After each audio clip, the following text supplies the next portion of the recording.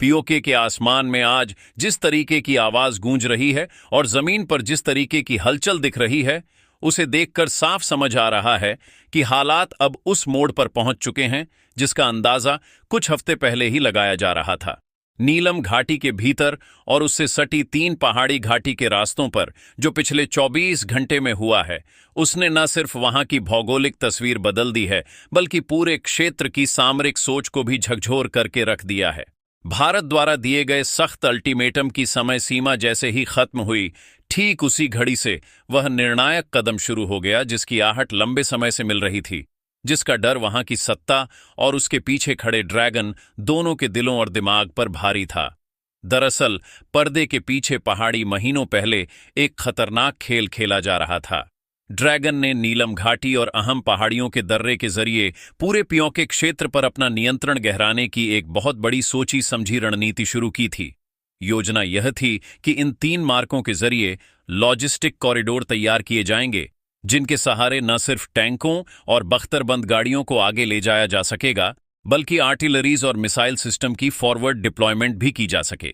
इस पूरे game plan का लक्ष्य था पीओके को एक तरह से युद्ध का मंच बनाना, जहां से भारत के खिलाफ बड़े स्तर पर थ्रेट तैयार किए जा सके और फिर एक्सरसाइज के नाम पर की जा रही तैयारियों को किसी भी वक्त असली सैन्य कार्यवाही में बदला जा सके। ड्रैगन और वहां की सत्ता ने मिलकर के संयुक्त सैन्य अभ्यास की आड़ में न सिर्फ अपने सैनिकों का जमावड़ा बढ़ाना शुरू कर दिया, बल्कि घाटियों में अस्थायी एयर स्ट्रिप जैसे ढांचे भी बनाने की कोशिश की, ताकि अचानक किसी भी दिन फाइटर जेट के सपोर्ट या भारी स्वर्ण ड्रोन के जरिए भारत पर दबाव बनाया जा सके। भारत की खुफिया एजेंसियों ने काफी पहले से इस पूरे खेल को बारीकी से पकड़ना शुरू कर दिया था। ड्रोन सर्विलाइज सिस्टम्स, सैटेलाइट सिस्टम से ली गई हाई रियोल्यूशन इमेज और इंटरकॉपरेटेड कम्युनिकेशन और ग्राउंड सोर्स से मिले इनपुट्स के बाद एक सभी चीजों की परतें खुलनी शुरू हो गई। नीलम घाटी के किनारों पर अचानक बढ़ते टैंकों के निशान, 3 पहाड़ी रास्तों के मुहाने पर बने बंकर, भारी हथियार को छिपाने के लिए कोमोफ्लॉज नेट के नीचे खड़ी की जा रही सेल्फ प्रोपेड गन, इन सब ने भारत को साफ संकेत दे दिया कि यह कोई सामान्य मूवमेंट नहीं थी, बल्कि बड़े थ्रेट की तैयारी चल रही थी। दिल्ली की रणनीतिक बैठकों में साफ हो गया कि अगर अभी इस साजिश को जड़ से नहीं काटा गया तो आने वाले महीने में पीओके भारत के लिए एक और खतरनाक लॉन्चपैड बन रहा था। इसी पृष्ठभूमि ने भारत ने वहां 24 घंटे सख्त अल्टीमेटम दिया, जिसका जिक्र अब पूरी दुनिया में इस वक्त हो रहा है।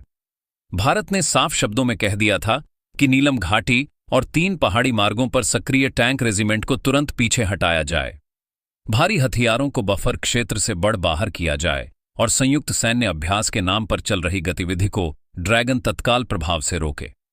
भारत ने यह भी स्पष्ट कर दिया था कि अगर तय सीमा के समय अंदर कोई ठोस कदम नहीं उठाया गया तो वह अपनी सुरक्षा अधिकारों का उपयोग करते हुए सीधा और सख्त सैन्य जवाब देने के लिए एक पल भी नहीं लगाएगा। बहुत से लोगों को शायद उस समय यह लग रहा था कि यह केवल दबाव बनाने की कड़ी रणनीति है, लेकिन दिल्ली के भीतर बैठी सुरक्षा व्यवस्था जानती थी कि इस बार वापसी का कोई रास्ता नहीं छोड़ा जाएगा। समय सीमा खत्म होते ही स्थितियां आम स्क्रीम्स की तरह साफ नहीं दिखी। जैसे ही अंतिम घंटे की घड़ी ने अपनी टिक टिक करके समय खत्म किया, नीलम घाटी में आगे की पंक्ति पर तैनात भारतीय बल पूरी तरीके से एक्टिव हुए और देर रात जो हुआ उसने पूरी दुनिया को चौंका करके रख दिया, खासकर उन सेक्टरों में जहां ड्रैगन के टैंकों की एडवांस पोजीशनिंग दर्ज की गई थी। वहां पहले से ही डिटेल टारगेट ग्रिड तैयार था। भारत की ओर से सबसे पहले इलेक्ट्रॉनिक वॉरफेयर और ड्रोन सर्विलेंस की परतों को सघन किया गया, ताकि दुश्मन जैसे ही तरफ से बढ़े उसके काउंटर मूव का संकेत मिले, उसे तुरंत नाकाम किया सके। कुछ ही मिनटों के भीतर भारतीय मोर्चा से एक कोऑर्डिनेट और मल्टीलेयर्ड जवाब शुरू हुआ गया। बीएसएफ और अग्रिम पंक्ति पर तैनात अन्य बलों ने सुरक्षा रूप से जिस तरीके से आगे बढ़कर के हमला बोला, उसे ड्रैगन की टैंक फॉर्मेशन की कमर तोड़ दी। भारी टैंकों को बेहद सटीक एंटी टैंक गाइडेड मिसाइल और आर्टरी फायर के संगठित इस्तेमाल से निशाना बनाया गया। कई टैंकों को घाटी की ढलानों पर ही खाक कर दिया गया। वहीं कुछ ने बचने की कोशिश की, बचने में पीछे हटना चाहा, लेकिन पहले से ही तैयार फायर पॉकेट्स में फंस करके वे भी बेअसर हो गए और इस पूरे ऑपरेशन का सबसे बड़ा पहलू अब सामने आ रहा है। भारत ने दुश्मन की पहलदमी का इंतजार किए बिना प्रोएक्टिव तरीके से उनकी रेंज से बाहर धकेलना शुरू कर दिया, जिससे वे बड़े हमले की शुरुआत कर रहे थे।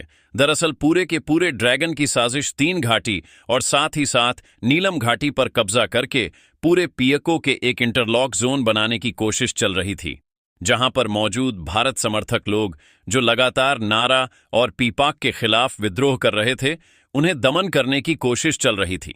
लेकिन इस पूरे घटनाक्रम में भारत का यह कदम इस वक्त बहुत तेजी से छा चुका है। सिर्फ जमीनी मोर्चों पर ही नहीं, आसमान में भी ड्रैगन की मंशा को करारा जवाब मिला है। भारत ने न सिर्फ उसके भारी सशस्त्र ड्रोन को ट्रैक किया, बल्कि एडवांस काउंटर ड्रोन टेक्नोलॉजी की मदद से उन्हें पूरी तरीके से न्यूट्रलाइज कर दिया गया है। कई रिपोर्ट्स के अनुसार ड्रैगन ने सोचा था कि वह अपने अत्याधुनिक माने जाने वाले ड्रोन की मदद से भारतीय अप्रोच की लाइव मैपिंग करके कम्युनिकेशन को जाम कर देगा और साइकोलॉजिकल दबाव बनाएगा। लेकिन भारत के इलेक्ट्रॉनिक शील्ड और काउंटर ड्रोन सिस्टम ने एक तरह से आसमान में अदृश्य दीवार खड़ी कर दी थी, जिससे यह सभी ड्रोन या तो अपने रास्ते भटक गए या फिर वहीं गिर करके पूरी तरीके से निष्क्रिय हालात में पड़े हुए हैं। ड्रैगन चाहकर भी पीओके के ऊपर अपने हाई एंड ड्रोन नहीं उड़ा पाया, क्योंकि उसे पता था कि वह सीमांत क्षेत्र में जैसे ही दाखिल होंगे वह तो गिरा दिए जाएंगे। इसके साथ ही भारत ने पीओके के भीतर ही नहीं, बल्कि एलओसी पर भी अपने भराव को अचानक कई गुना बढ़ा दिया है। कई सेक्टरों में लंबे से समय से जारी रिसॉल्व एंड रिस्ट्रिक्ट की नीति को बदलते हुए अब एक्टिव पोस्चर अपना लिया गया है। सीमा पर तैनात फॉर्मेशन को क्लियर डायरेक्शन दे दिए गए हैं कि किसी भी संदिग्ध मूवमेंट पर केवल निगरानी भर नहीं, बल्कि आवश्यकता पड़ने पर तत्काल बराबर की कार्रवाई की जाए और जिस तरीके से सामने से विरोध आए उसका उसी भाषा में जवाब दिया जाए। यदि किसी सेक्टर में बिल्डअप की कोशिश नजर आती है तो प्री इंपेमेटिव तरीके से उसे वहीं पर खत्म कर दिया जाए। कुछ ही घंटों में न सिर्फ पीओके की घाटियों में बल्कि एलओसी के पार कई ठिकानों पर तेज गतिविधियां दिखीं। भारत अपने हैवी एसेट्स को भी फॉरवर्ड रेडीनेस पर रखा है। यह पूरा घटनाक्रम वहां की सत्ता के लिए किसी बुरे सपरी जैसा नहीं हो रहा है। वह आप पहले से ही जानते थे कि अगर ड्रैगन की मदद से रचा जा रहा है या बड़ा खेल बेकानाकाब होता है तो उसे अंतर्राष्ट्रीय मंचों पर भी जवाब देना मुश्किल हो जाएगा। जमीनी स्तर पर भी भारत की कीमत चुकानी पड़ेगी। भारत के इस कठोर जवाब ने उसकी तमाम रणनीतिक गणनाओं को तहस नहस कर दिया है। अब स्थिति इस वक्त यह बन चुकी है कि उसे न सिर्फ अपने फॉरवर्ड पोस्ट से सैनिकों को पीछे खींचने पर मजबूर होना पड़ा है, बल्कि कई जगहों पर हॉस्टली रिट्रीट के जरिए अपने बंकर और लॉजिस्टिक डंप को भी छोड़ करके भागना पड़ रहा है। ड्रैगन के लिए स्थिति पूरी तरीके से गहरी मुश्किल का सबब बन चुकी है। वह लंबे समय से नैरेटिव बनाने की कोशिश कर रहा था कि उसकी मौजूदगी केवल लिमिटेड कॉपरेशन और एक्सरसाइज तक है, लेकिन जैसे ही भारत ने उसके टैंक और ड्रोन को जमीन पर और तकनीकी ताकत से ध्वस्त करना शुरू किया, उसे एहसास हो गया कि अगर वह और आगे बढ़ा तो सीधी टकराहट न सिर्फ घाटी तक सीमित रहेगी, बल्कि एक बड़े क्षेत्रीय संकट का रूप ले लेगी। इसीलिए दबाव और नुकसान की दोहरी मार के बीच भी उसने अपने सोल्जर और हैवी एसेट्स को पीछे खींचने की प्रक्रिया तेज करनी पड़ी है।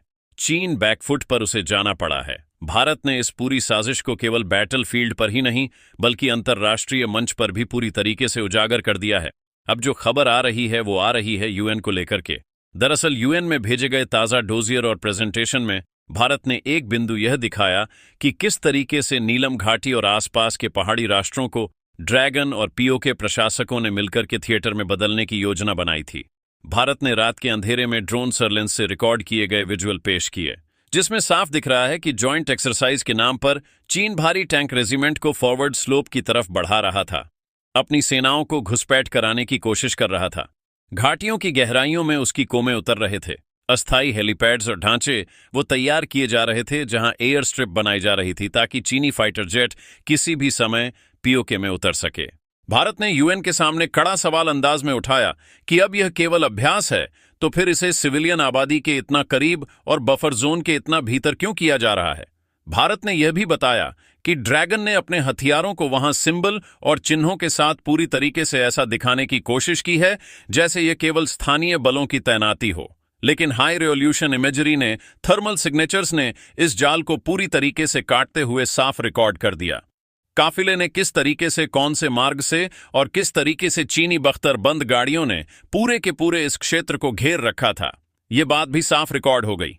किस सेक्टर में कितनी फायर पोजीशन खो दी गई, और यह डाटा इतना सटीक है कि तर्कसंगत था कि यूएन में बैठे कई देशों के प्रतिनिधि जो अब तक इस पूरे मामले को चुप रह के तमाशा देख रहे थे, उन्हें भी अब मानना पड़ रहा है कि ड्रैगन की कहानी केवल आधा सच थी और आधा छुपा हुआ खेल। यूएन के भीतर भारत ने यह रेखांकित किया कि पीओके जिस पर वहां की सत्ता ने अवैध कब्जा किया है, वह मूल रूप से वास्तव में भारत का हिस्सा है, और वह किसी तीसरे देश की सैन्य तैनाती न सिर्फ अंतर्राष्ट्रीय कानून के खिलाफ है, बल्कि चीन अगर वहां पर घुसने की कोशिश करता है तो ज्वालामुखी के किनारे बैठ कर के आग से खेलने वाली बात हो जाएगी, जिसने पहले ही 2 बार दुनिया को बड़े युद्ध की दहशत दिखाई है। भारत ने साफ कर दिया है कि वह सिर्फ शिकायत करने या बयान देने भर से संतुष्ट नहीं होगा। इसलिए उसने न सिर्फ विजुअल बल्कि रेडियो इंटरसेप्ट और ग्राउंड रिपोर्ट्स भी साझा कर दी हैं। किस तरीके से योजनाबद्ध तरीके से पूरा काम किया जा रहा था। इस पूरे खुलासे का सबसे बड़ा असर यह हुआ है कि यूएन की गलियारों में ड्रैगन की लॉबी एक्टिव होने के बावजूद कई देश जो अब तक तथ्यस्थ रहने की कोशिश में थे, वह भी कहने लगे हैं कि पीओके में तीसरी ताकत चीन जैसे देशों की उपस्थिति को तत्काल प्रभाव से वापस लेना चाहिए। भारत ने इस मौके का फायदा उठाते हुए यह भी स्पष्ट संकेत दिया कि वह अपना अगला बड़ा कूटनीतिक कदम पहले ही उठा चुका है और यह केवल शुरुआत है। अगर पीओके में अवैध तैनाती जारी रही तो कई अंतर्राष्ट्रीय कदमों की मांग करेगा। न सिर्फ विशेष जांच समिति होगी, बल्कि भारत इसका बहुत बड़ा पलटवार भी करेगा। जमीनी स्तर पर भारत की शक्तिशाली चाल ने पीओके के भीतर शक्ति संतुलन को पूरी तरीके से इस वक्त बदल दिया है। घाटियों में जहां कभी भारतीय पोस्ट को केवल डिफेंसिव मुद्रा में देखा जा सकता था, अब वह एक्टिव पेट्रोलिंग और फायर डोमिनेंस और फॉरवर्ड पोजीशन की तस्वीर में साफ दिखाई दे रहे हैं। एलओसी पर बढ़ाया गया भारत का पूरी तरीके से ताकत के साथ भरतनाथ है। वहां पर बैठे पर्यवेक्षक को समझ आ रहा है कि भारत अब केवल रिएक्टिव नहीं बल्कि इनिशिएटिव लेने की स्थिति में है। कई सेक्टरों में रात नए ऑब्जर्वेशन पॉइंट तैयार किए गए, जिन्हें न केवल नीलम घाटियों की गहराइयों पर नजर रखने के लिए किया गया, बल्कि 3 पहाड़ी पर दबड़ने वाली हलचल को त्वरित प्रतिक्रिया दी जा सके। इसीलिए भारत ने अपनी लगभग 60,000 से ज्यादा बटालियन बीएसएफ फोर्सेस को रवाना किया है। इस सब के बीच पाक में बैठी सत्ता बौखलाहट में साफ दिख रही है। जगह जगह से रिपोर्ट सामने आ रही है। सैन्य ठिकानों पर हड़कंप मचा हुआ है। चीन के और पाक के बीच कई दौर की वार्ताएं हो चुकी हैं। हालात ऐसे बन चुके हैं कि पाक के अंदर सैन्य प्रमुख इस वक्त लगातार मीटिंग कर रहे हैं और किस तरीके से कम्युनिकेशन ब्लैकआउट की तैयारी चल रही है, ये सब कुछ देखा जा रहा है ताकि उनकी पीछे हटने की मजबूरी दुनिया के सामने जाहिर ना हो सके।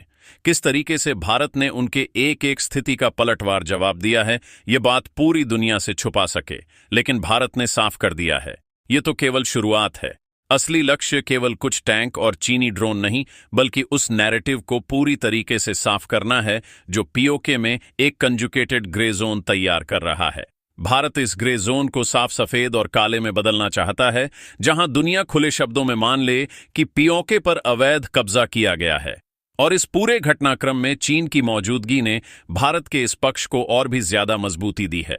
हालात अब ऐसे बन चुके हैं कि अगले 48 घंटों को लेकर के जो बात कही जा रही है वह केवल रेट्रॉनिकल नहीं, बल्कि ग्राउंड लेवल पर जो डिप्लॉयमेंट मूवमेंट और रेडनेस दिख रही है उससे साफ है कि भारत कई पैरेलल ट्रैक पर बराबर काम कर रहा है। एक तरफ सीमा पर दबाव बनाए रखना ताकि विरोध पक्ष कोई भी साजिश न रच सके, दूसरी तरफ यूएन और अंतर्राष्ट्रीय मंच पर नैरेटिव को अपने पक्ष में मजबूती से स्थापित करना। यह भारत ने इस वक्त अपना सबसे बड़ा कदम रखा है। भारत का साफ कहना है कि अगर चीन ने तत्काल प्रभाव से अपनी सेना पीछे नहीं हटाई और पाक के इस पीओके वाले हिस्से को तुरंत तत्काल प्रभाव से खाली नहीं किया, तो अगले 24 घंटे बाद भारत की प्रतिक्रिया इससे भी ज्यादा बड़ी, गंभीर और खतरनाक होगी। भारत ने अब तक सिर्फ जमीनी स्तर पर कार्रवाई की है, अभी भी हवाई स्तर पर कार्रवाई करना भारत के हाथ में है और भारत ने अब तक कदम उठाया नहीं है, लेकिन जल्द ही भारत इस कदम की तरफ भी आगे बढ़ रहा है। और इस पूरे घटनाक्रम के बाद पाक ने अपने कई क्षेत्रों को रेड अलर्ट जारी कर दिया है। कहा जा रहा है कि पाक ने अपने कई पीओके स्थित क्षेत्रों को खाली भी करवाया है। वहां पर मौजूदा मंत्री पीओके छोड़ के भाग चुके हैं। सेना की आर्म्ड फोर्सेस को, सिविलियंस को भी पूरी तरीके से अलग करने की कोशिश की जा रही है, लेकिन वहां मौजूदा आबादी इस वक्त भारत के जय घोष किनारों से गूंज रही है। पीओके की घाटियों में भारत के नारे गूंज रहे हैं। लोग जिस तरीके से विरोध कर रहे हैं, पाक का एक बात तो साफ है कि आने वाले दिनों में पाक जल्द ही अपना पीओके अपने हाथ से गंवाने वाला है। अब कूटनीति के सबसे ऊंचे मंच तक पहुंच चुकी है। संयुक्त राष्ट्र के दफ्तरों में इन दिनों जब बंद दरवाजों के पीछे मीटिंग हो रही है, उनमें पीओके का नाम सबसे ऊपर है। यूएन सिक्योरिटी काउंसिल के कई सदस्य मुल्क अब यह खुल के मान चुके हैं कि यदि हालात को इसी तरीके से छोड़ दिया गया तो यह संघर्ष बहुत ही ज्यादा आक्रामक हो जाएगा। केवल सरकमसेंस तक बात नहीं रहेगी, बल्कि क्रॉस रीजनल संकट का रूप यह ले लेगी। भारत ने यूएन के सामने जो डोजियर और विजुअल प्रूफ रखे हैं, उनमें पीओके में ड्रैगन की टैंक रेजिमेंट की तैनाती, ड्रोन फुटेज में दिखे बख्तरबंद काफिले और साझा ऑपरेशन के साक्ष्य मौजूद हैं। सोचिए, इस पूरे घटनाक्रम में पीओके में या पाक और भारत के बीच का जब आपसी मामला है, तो चीन की दखल अंदाजी कैसे बर्दाश्त हो। इन सब के जरिए भारत ने स्थापित कर दिया है, क्या कोई नेचुरल पीस कीपिंग उपस्थित नहीं है, बल्कि पूरी तरीके से एक पक्षीय सैन्य हस्तक्षेप है जो पीओके को युद्ध क्षेत्र में इस वक्त तब्दील कर रहा है। यूएन के भीतर चल रही बहस में अब दो स्पष्ट धड़ दिखने लगे हैं। एक धड़ा यह मानता है कि स्टेटस क्यू फ्रीज की बात दोहराकर हालत को अस्थायी तौर पर रोका जा सकता है, यानी जो जिस जगह है वहीं रुक जाए, कोई आगे ना बढ़े। भारत ने इस धारणा को पूरी ताकत के सवाल के साथ उठाया है। भारतीय प्रतिनिधि ने दो टोक कहा कि यथास्थित फ्रिज का मतलब यह नहीं हो सकता है कि जो नई आक्रामक तैनाती पिछले कुछ हफ्तों में की गई है, जो चीन ने घुसपैठ की कोशिश और वहां पर स्थिति अपनी उपस्थिति दर्ज की है, उसे हम बर्दाश्त कर लें, उन्हें भी स्थायी बना दिया जाए। भारत का साफ कहना है कि अगर सच में स्टेटस क्यू की बात करनी है तो बेसलाइन वही होगी जो ड्रैगन के पीओके में एंट्री से पहले थी। उस दिन से पहले नीलम घाटी में ना तो विदेशी टैंकों की रेजिमेंट थी और ना ही जॉइंट वॉर कॉरिडोर की खुली तैयारी थी। यही वजह है कि भारत ने अब यूएन पर खुलकर दबाव बनाना शुरू कर दिया है। दिल्ली की मांग है कि यूएन सिर्फ अपील या सिंबॉलिक रेजोल्यूशन पास करने की जगह सीधे और स्पष्ट शब्दों में ड्रैगन से कहे कि वह पीओके से अपनी सेना तुरंत वापस खींचे। भारत ने यह दलील भी रखी कि पीओके मूल रूप से उसकी क्षेत्रीय अखंडता से जुड़ा सवाल है और यहाँ वहां पर किसी भी तीसरे देश की सैन्य मौजूदगी को अंतर्राष्ट्रीय कानून और स्थिरता दोनों के खिलाफ माना जाएगा। कई गैर देशों ने बंद कमरे में इस बात का समर्थन किया है कि जब दो न्यूक्लियर आर्म नेबर किसी तीसरे तैनाती से और भड़क रहे हैं तो उससे तीसरे के कदम को पीछे खींच लेना चाहिए।